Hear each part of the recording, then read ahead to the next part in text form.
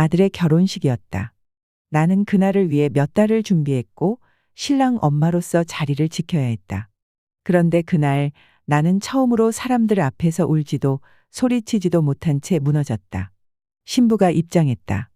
조명이 켜졌고 음악이 울렸고 사람들은 모두 행복한 얼굴로 일어섰다.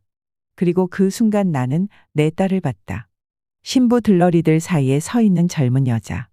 하얀 드레스를 입고 웃고 있었다. 너무 환하게 아무 일도 없었다는 듯이. 나는 그 얼굴을 잊은 적이 없다. 10살 아이스크림 사러 나갔다가 그대로 사라졌던 내 딸이었다. 10년 동안 사진을 붙이고 낯선 동네를 헤매고 경찰서를 들락거리고 밤마다 서연아, 엄마야 라고 되뇌며 잠든 날이 얼마나 많은데 그 애는 살아 있었다. 그런데 그 애는 나를 몰랐다. 우리 눈이 마주쳤다. 나는 멍해졌고 서연은 아주 짧게 나를 보더니 고개를 돌려버렸다. 심장이 떨어지는 소리가 귀에서 울렸다. 그 아이는 나를 모른 채 다른 사람과 웃었고 사진을 찍었고 꽃을 던지고 있었다. 나는 처음엔 비슷한 사람일 거라고 생각했다. 하지만 아니었다. 저 인매, 저 콧날, 저 눈동자 내 몸이 먼저 알아봤다. 서연아, 입을 떼자마자 눈물이 흘렀다. 목소리는 입안에서 사라졌다. 나는 그 자리에 주저앉을 뻔했다. 구두를 벗어 던지고 뛰어나가고 싶었다. 그 아이를 끌어안고 소리 지르고 싶었다. 하지만 그 아이는 나를 외면했다. 조금도 흔들리지 않는 얼굴로. 식이 끝나고 사람들이 사진을 찍고 웃으며 샴페인을 터뜨릴 때 나는 한 발짝도 움직이지 못한 채 서 있었다. 그 아이가 신부 옆에서 사진을 찍고 뒤를 돌아설 때 내 옆을 스쳐 지나가며 짧게 말했다. 어머니, 저 아세요? 목소리조차 달라져 있었다. 이름도 기억도 엄마도 없었다. 나는 그 자리에서 완전히 무너졌다. 누군가 내 등을 치며 괜찮냐고 물었지만 나는 대답하지 못했다. 내 딸이 살아 있었다. 하지만 그 아이는 더 이상 내 딸이 아니었다. 식이 끝나고도 나는 움직이지 못했다. 모두가 샴페인을 들고 웃고 있을 때 나는 혼자 핸드백만 움켜쥔 채 서 있었다. 그 애 아니 서연이라는 이름조차 사라진 그 아이는 사람들 사이를 웃으며 지나갔다. 신부 옆에서 사진을 찍고 친구들과 장난을 치고 그 누구보다도 자연스러웠다. 확신이 들었다. 기억은 사라졌어도 몸 어딘가에는 남아있을 거라고 믿었다.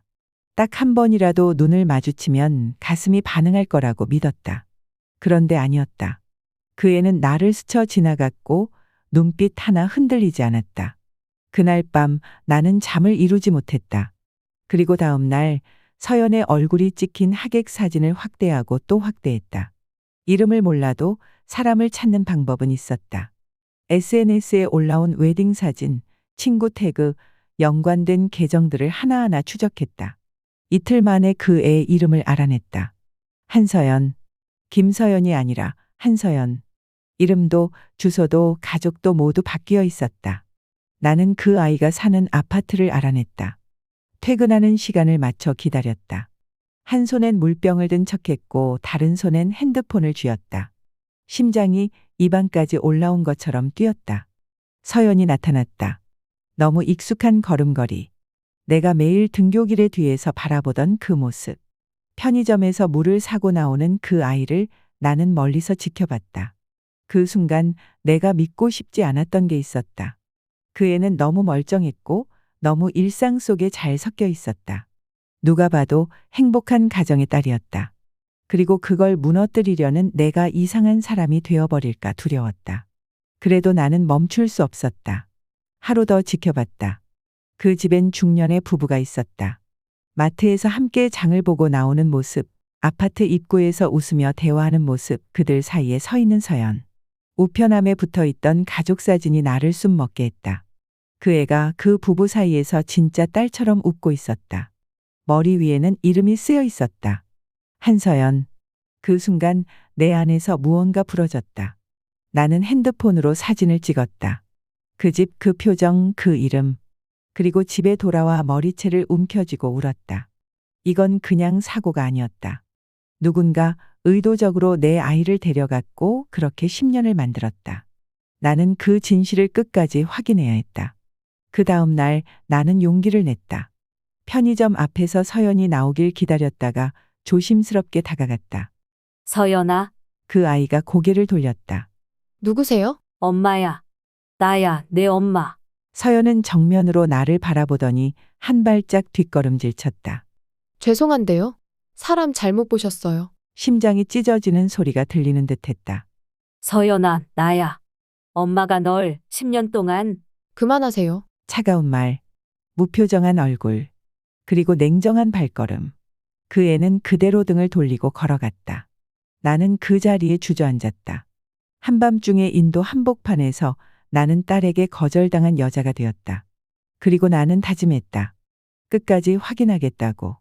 어떤 진실이라도 받아들일 준비가 되었다고. 서연은 나를 몰랐다. 기억을 잃은 게 맞는 걸까? 아니면 무언가 더 큰 사연이 있는 걸까? 나는 그 아이를 잃어버렸던 그날을 다시 떠올렸다. 10년 전 여름 아이스크림을 사러 나간다고 했던 서연은 동네 슈퍼에도 골목 어디에도 없었다. 수색견까지 동원했지만 흔적조차 없었다. 유괴라는 말이 돌았고 실종이라는 단어가 문서마다 박혔다. 그런데 지금 그 아이가 바로 내 눈앞에 있었다. 왜? 어떻게? 나는 시청으로 향했다. 그 집의 등본, 전입 날짜, 가족관계 증명서. 공무원은 까다로웠지만 나는 어떻게든 정보를 얻어냈다. 입양. 서연은 사고 직후 근처 병원으로 이송되었고 이름도 없이 보호소에 있다가 몇 달 뒤 한가정이라는 부부에게 입양된 기록이 있었다. 기억상실로 추정됨 이라고 적혀 있었다. 경찰은 당시 유기된 아동으로 사건을 종결했다. 나는 거기서 무너졌다. 그 많은 전단지, 방송, 실종 신고 다 어디로 간 거였는가? 누구 하나 내 딸이라고 주장하지 않은 게 아니라 그냥 시스템이 그 아이를 덮어버린 거였다.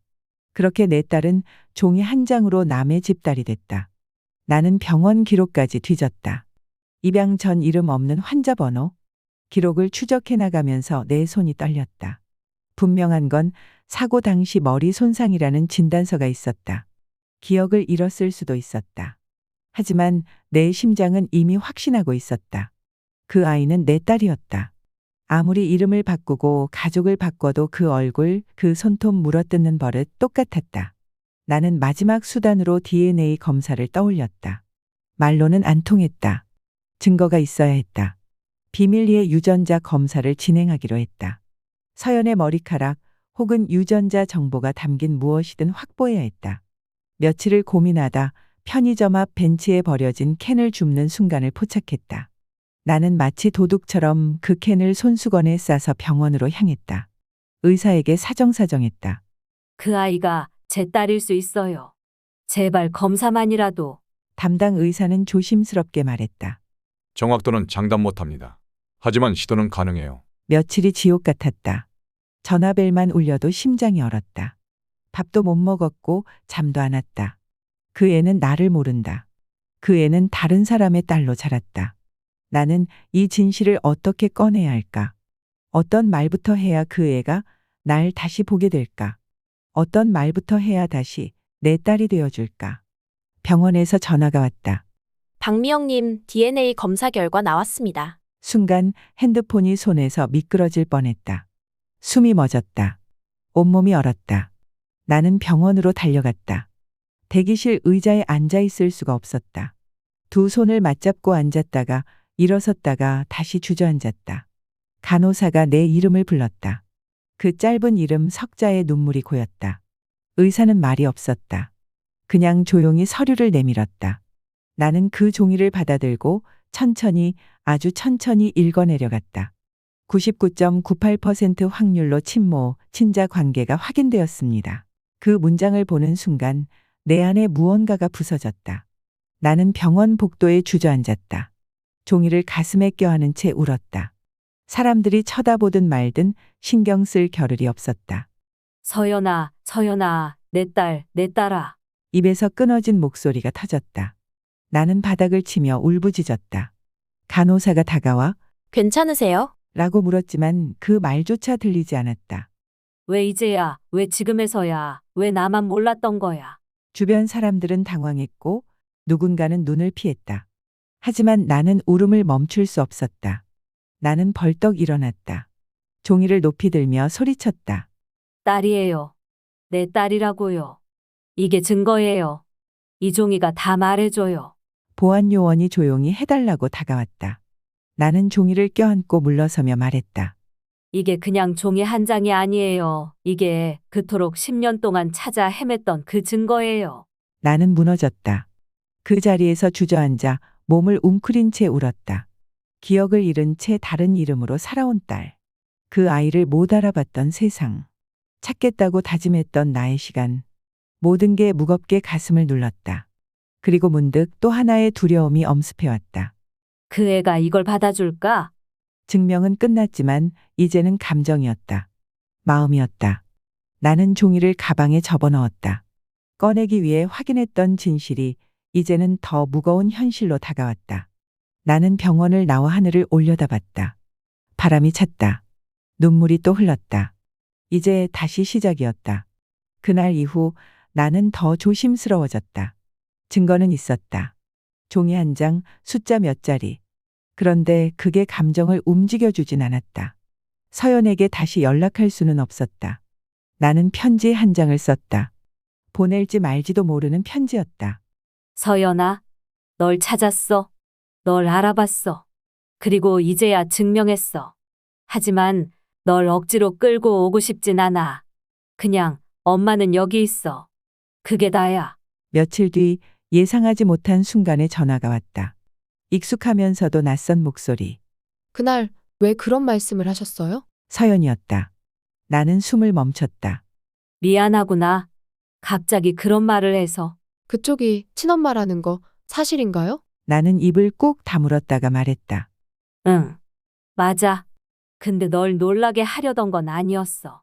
그냥 널 보고 싶었고 미안해. 서연은 조용했다. 그리고 말했다.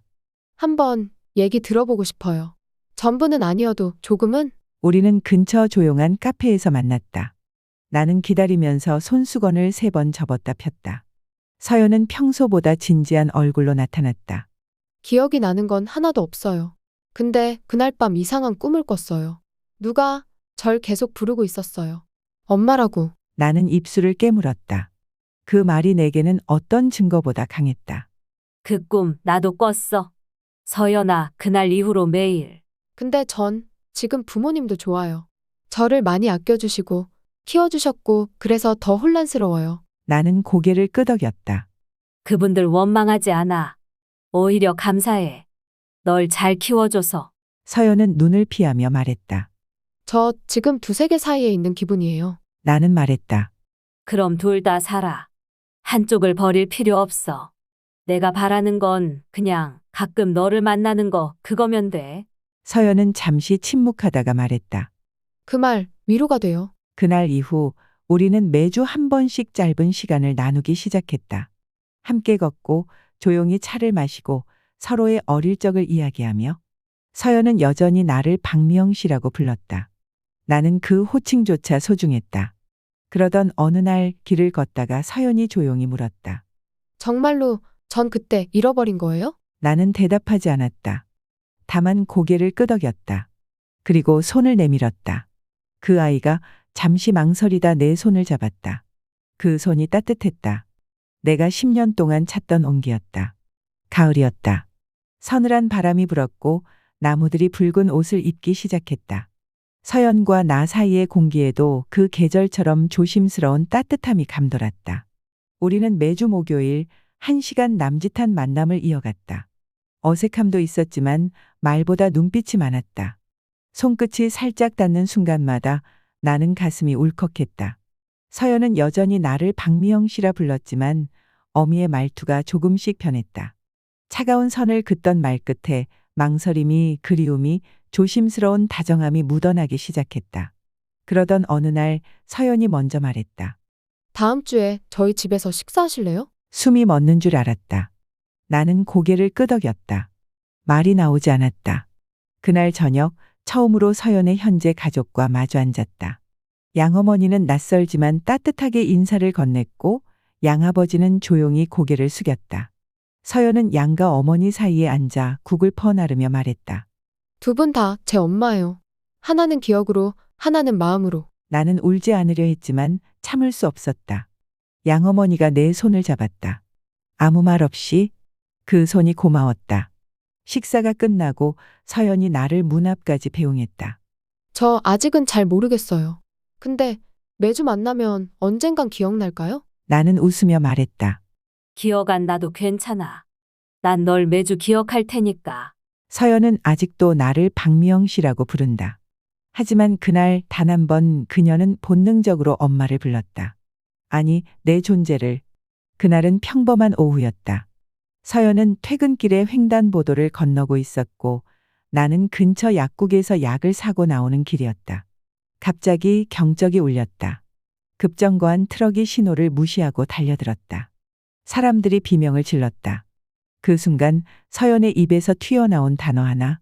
엄마! 나는 반사적으로 뛰어들었다. 어떻게 달려갔는지도 모른다.